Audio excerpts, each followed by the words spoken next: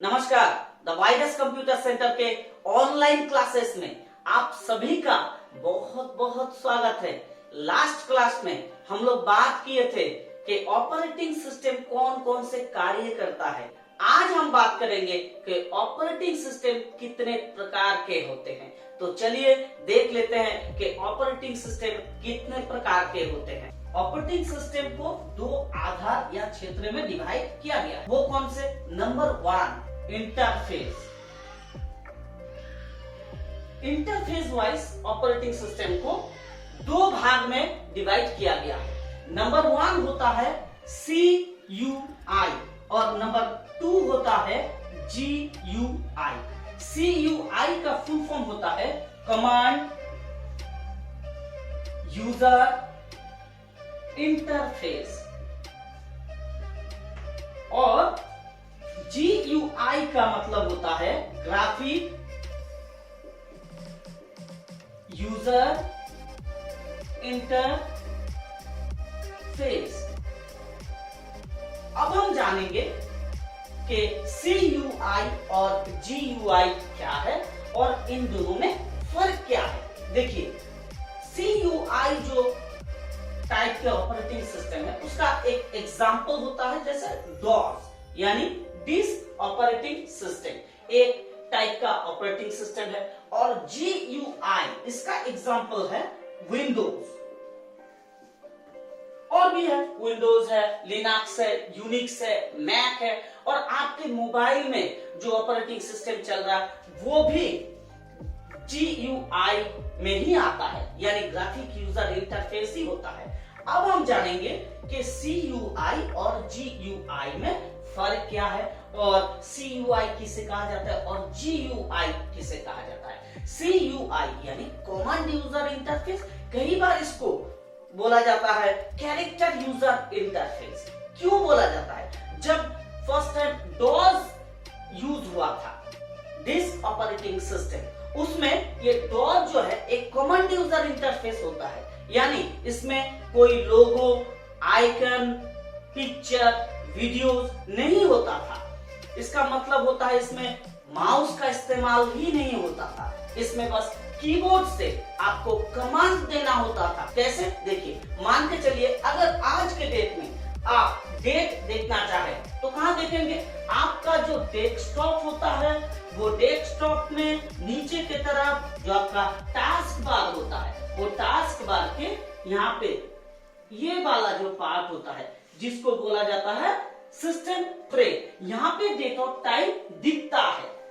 लेकिन जब डॉस था उस समय ऐसा आपके पास डेस्कटॉप नहीं था यानी डेस्कटॉप नहीं होता था। उस समय एक ब्लैक स्क्रीन होता था और वहां पे जिसको हम बोलते हैं कमांड प्रॉम्प्ट, वहां पे आपको कमांड लिखना होता था। जैसे डेट देखने के लिए आपको क्या करना पड़ता था? DATE डेट लिख के आपको क्या करना होता था? एंटर। डेट लिख के जब आप एंटर करते थे उसके बाद कंप्यूटर आपको डेट दिखाता था। कोई भी फोल्डर बनाना हो तो भी आपको कमांड देना होता है। तो इसका मतलब ये होता है कि CUI जहां पे कमांड बेस होता है यानी कमांड से ही काम करना होता है, इसमें कोई लोगो, आइकन, फाइल, फोल्डर, डेस्कटॉप ये सब नहीं था। लेकिन आज के डेट में ग्राफिक यूजर इंटरफेस में क्या होता है कि ग्राफिक यूजर इंटरफेस में आपके पास लोगो होगा, आइकॉन होगा, फाइल होगा, फोल्डर होगा, टास्क बार, डेस्कटॉप आदि मौजूद होगा आपके पास। तो उम्मीद है कि आप लोग समझ गए होंगे कि CUI क्या है और GUI क्या होता है। CUI का एग्जांपल होता है डॉस और GUI का एग्जांपल होता है विंडोज, लिनक्स, यूनिक्स, मैक और आज के डेट में आपके मोबाइल में जो ऑपरेटिंग सिस्टम चल रहा है वो सब के सब ग्राफिक यूजर इंटरफेस ही है। चलिए अब हम बात करेंगे यूजर और टास्क के अनुसार ऑपरेटिंग सिस्टम कितने प्रकार के होते हैं। तो चलिए देख लेते हैं कि ऑपरेटिंग सिस्टम अपने टास्क और यूजर के अनुसार कितने प्रकार के होते हैं। वो होता है 4 प्रकार के। नंबर 1 होता है single user, single task. Example होता है DOS. Number 2 single user multitask. Example Windows, Linux. Number 3 multi user. Example होगा इसका Linux and Unix. Online real time,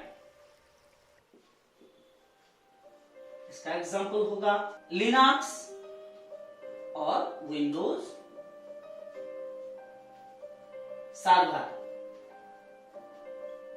बस, यानी टास्क और यूजर के हिसाब से ऑपरेटिंग सिस्टम 4 प्रकार के होता है। नंबर 1 होता है single user single task, example है DOS. Number 2 single user multitask, example हो गया आपका Windows and Linux. Number 3 multi user, इसका एग्जाम्पल है Linux and Unix. Number 4 last one online real time, इसका एग्जाम्पल हो गया Linux and Windows server.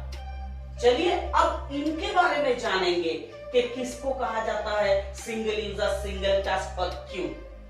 Single user multitask कौन सा ऑपरेटिंग सिस्टम को कहा जाता है और क्यों कहा जाता है।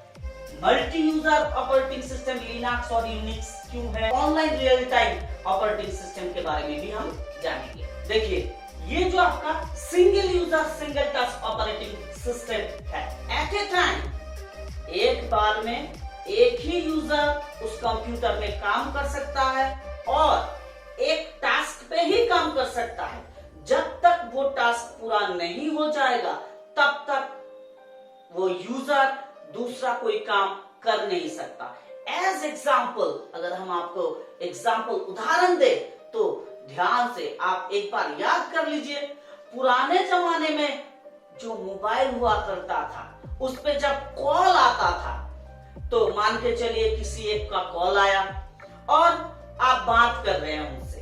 बात करते करते अगर उन्होंने किसी और का नंबर आपसे पूछा कि आपके पास फलाने का नंबर है, तो आप क्या बोलेंगे? आपके पास है, तो आप बोलेंगे हाँ है। तो वो क्या बोलेंगे आपसे? नंबर दीजिए तो उनका।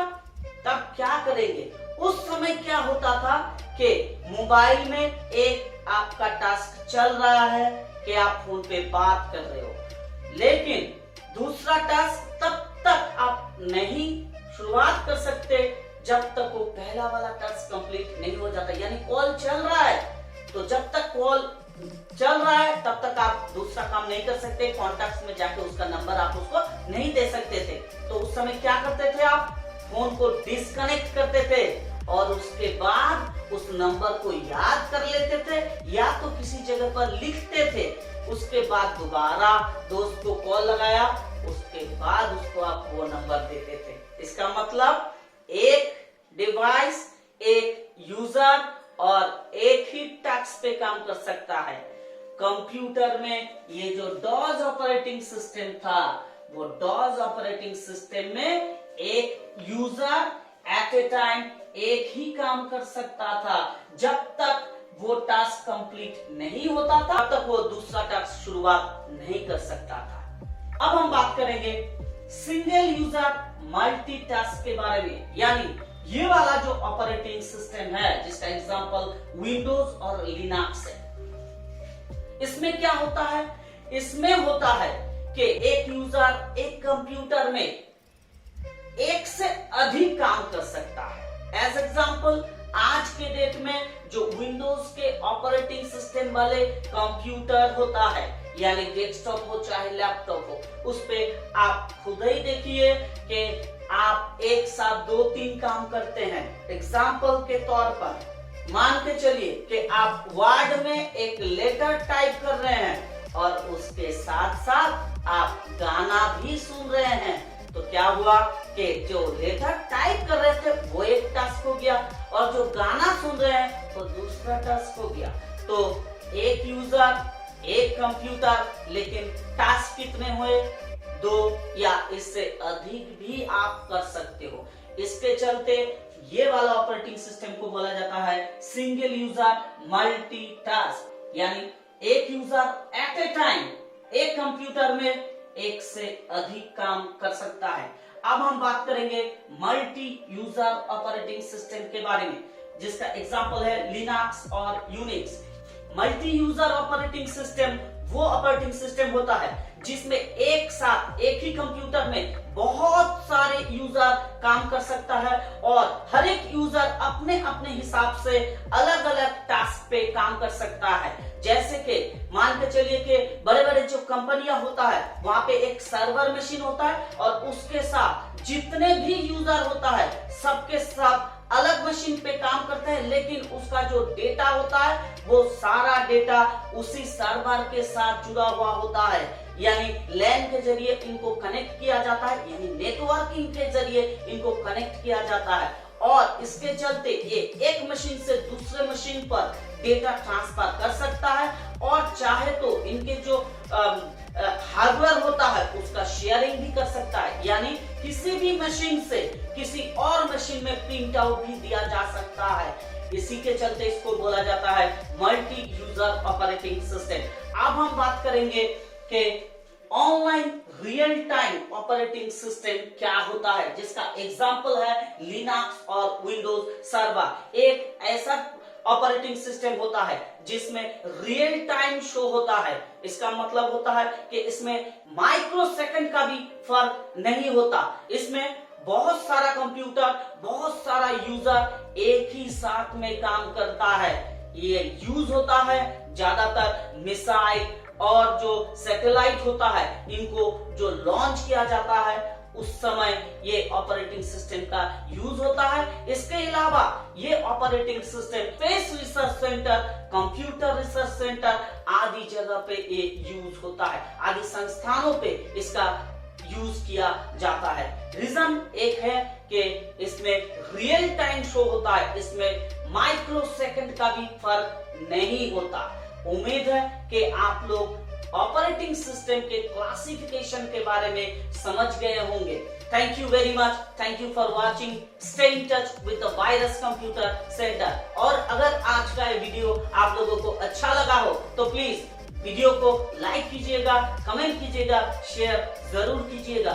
साथों साथ द वायरस कंप्यूटर सेंटर का जो यूट्यूब चैनल है उसको सब्सक्राइब करना मत भूलिएगा। सब्सक्राइब के बगल में जो बेल आइकन होता है उसको भी प्रेस कर लीजिएगा ताकि नया वीडियो अपलोड करने के साथों साथ आपके पास उसका नोटिफिकेशन तुरंत ही पहुंच जाए। Thank you very much, thank you for watching.